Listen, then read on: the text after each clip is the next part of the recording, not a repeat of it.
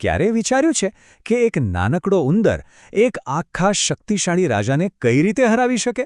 જુઓ, આ ખાલી એક વાર્તા નથી, આ તો સત્તા, વાટાઘાટ અને પ્રભાવ પાડવા વિશેનો એક માસ્ટર ક્લાસ છે. તો ચાલો આ અદ્ભુત વાર્તાના રહસ્યોને ઉજાગર કરીએ. અને આ સવાલ જ આખી વાર્તાના કેન્દ્રમાં છે. ખરેખર શક્તિ ક્યાં છે?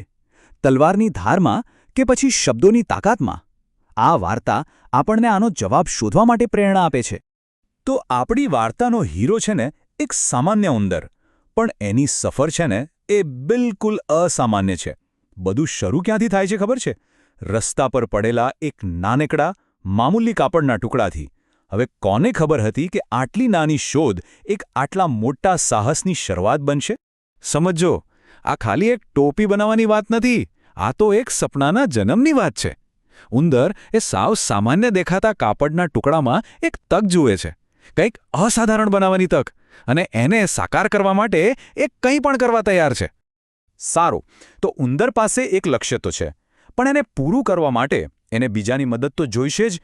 અને બસ અહીંથી જ એની વાટાઘાટ કરવાની જે અદ્ભુત કળા છે ને એ સામે આવે છે. ચાલો જોઈએ કે એ કારીગરો પાસેથી પોતાનું કામ કઈ રીતે કઢાવે છે. જુઓ, ઉંદરની પદ્ધતિ છે ને એકદમ સરળ છે, પણ એટલી જ શક્તિશાળી. એ દરેક કારીગર પાસે જાય છે, દરજી હોય, ભરતકામ કરનાર હોય કે પછી મોતી ટાંકનાર, અને એક જ ફોર્મ્યુલા અપનાવે છે. પહેલાં વિનંતી, પછી આવે અસ્વીકાર, અને છેલ્લે એવી ધમકી કે જેને કોઈ ના પાડી જ ના શકે. અને આ ધમકીમાં જ તો ઉંદરની ખરી ચતુરાઈ છુપાયેલી છે. એ પોતે લડવાની વાત નથી કરતો, ના, એ તો સિપાહીનું નામ લે છે. એક એવી શક્તિ જે પેલા કારીગરો કરતાં ઘણી મોટી છે. એટલે કે એ ભયનું એક એવું વાતાવરણ ઊભું કરે છે કે કારીગરો પાસે એની વાત માન્યા સિવાય કોઈ રસ્તો જ નથી બચતો. અત્યાર સુધી તો ઉંદરની આ રણનીતિ એકદમ 100% સફળ રહી છે. એણે 3 પડકારો પાર કરી લીધા. પણ સવાલ એ છે કે શું આ જ યુક્તિ હંમેશા કામ આવશે? શું થશે જ્યારે એનો સામનો કોઈ એવા સાથે થશે જે સિપાહીથી ડરતો જ નથી? અને હવે વાર્તા એક નવો જ વળાંક લે છે. પેલી ટોપી હવે ખાલી કાપડ અને દોરાનો ઢગલો નથી રહી, એ તો ઉંદરના આત્મવિશ્વાસનો તાજ બની ગઈ છે, એની સફળતાનું જીવતું જાગતું પ્રતીક. અને પછી થાય છે અંતિમ મુકાબલો. ઉંદર પોતાની સફળતાના ગર્વમાં ચૂર સીધો રાજાના સરઘસના રસ્તામાં આવી જાય છે. હવે દાવ પર ખાલી એક ટોપી નથી, પણ રાજ્યની સૌથી મોટી સત્તા સાથે સીધી ટક્કર છે. આ શબ્દો છે ને એ કોઈ તલવાર કરતાં પણ વધારે ધારદાર છે. ઉંદર ખાલી રાજાના રસ્તામાં નથી ઊભો, એ તો સીધો રાજાના અહંકાર પર ઘા કરે છે. વિચારો, એક રાજા માટે આનાથી મોટું અપમાન બીજું શું હોઈ શકે? બસ અહીંથી વાર્તા એના ક્લાઇમેક્સ પર પહોંચે છે.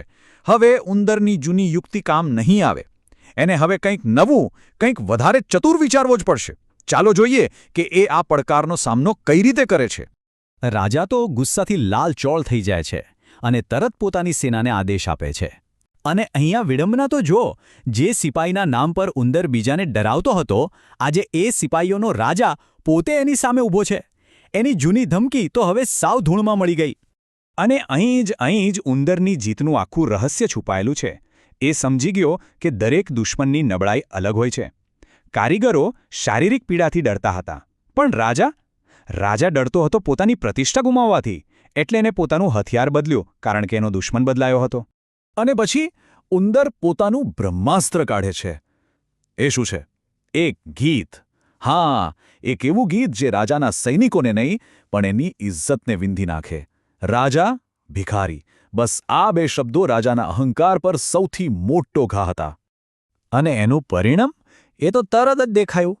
આખી પ્રજાની નજરમાં ભિખારી કહેવાનો ડર છે ને એ રાજાની આખી સેના કરતાં પણ વધારે શક્તિશાળી સાબિત થયો. સાચી વાત છે, રાજા માટે તાજ કરતાં ઇજ્જત વધારે કિંમતી હતી. અને આ ગીત ગાઈને ઉંદર પોતાની જીત પર પાક્કી મોહર મારી દે છે. એ બરાબર જાણે છે કે એણે રાજાને તલવારથી નહીં, પણ બુદ્ધિથી હરાવ્યો છે. એણે રાજાના મનમાં ડર પેદા કર્યો, અને એ જ એની અસલી જીત હતી. તો આ આખી વાર્તામાંથી આપણે શું શીખી શકીએ? જુઓ, આ ખાલી એક બાળવાર્તા નથી, પણ રણનીતિ અને ચતુરાઈનો એક બહુ જ કિંમતી પાઠ છે. આ બધા મુદ્દાઓ જ ઉંદરની જીતના પાયા છે.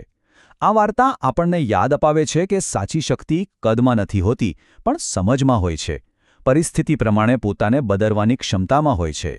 અને અંતે આ વાર્તા આપણને એક બહુ મોટા સવાલ સાથે છોડી જાય છે કે જ્યારે શક્તિહીન લોકો બળને બદલે બુદ્ધિનો ઉપયોગ કરવાનું શીખી લે ત્યારે દુનિયા કેટલી બધી બદલાઈ શકે છે, નહીં? આ એક વિચારવા જેવો સવાલ છે, ખરું ને?